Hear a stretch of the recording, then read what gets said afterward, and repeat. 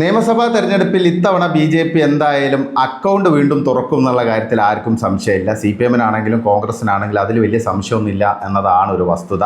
ശിവൻകുട്ടി തന്നെ നേമത്ത് പരാജയം ഏതാണ്ട് സമ്മതിച്ച അവസ്ഥയിൽ തന്നെയാണ്. ശിവൻകുട്ടിയുടെ പ്രസ്താവനയിൽ നിന്ന് തന്നെ നമുക്കത് വായിച്ചെടുക്കാൻ സാധിക്കും. രാജീവ് ചന്ദ്രശേഖർ ആ രീതിയിലുള്ള ഒരു പ്രചരണം കുറേ മാസങ്ങളായിട്ട് അവിടെ നടത്തിക്കൊണ്ടിരിക്കുകയാണ്.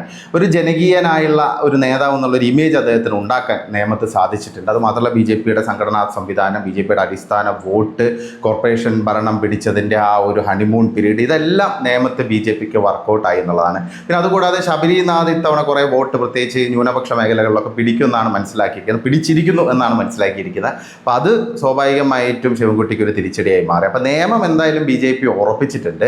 കഴക്കൂട്ടത്താണെങ്കിലും വി മുരളീധരന് ഒരു എഡ്ജ് ഉണ്ട്. അദ്ദേഹം വിജയിച്ചിരിക്കും അല്ലെങ്കിൽ വിജയിക്കും എന്നുള്ളൊരു പ്രതീക്ഷയിൽ തന്നെയാണ് ബി.ജെ.പി. ക്യാമ്പ് നിൽക്കുന്നത്. അതുകൂടാതെ തന്നെ മറ്റ് മണ്ഡലങ്ങൾ, തിരുവനന്തപുരത്തെ പല മണ്ഡലങ്ങളിലും ശക്തമായ പോരാട്ടമാണ് പാർട്ടി കാഴ്ചവെച്ചത്.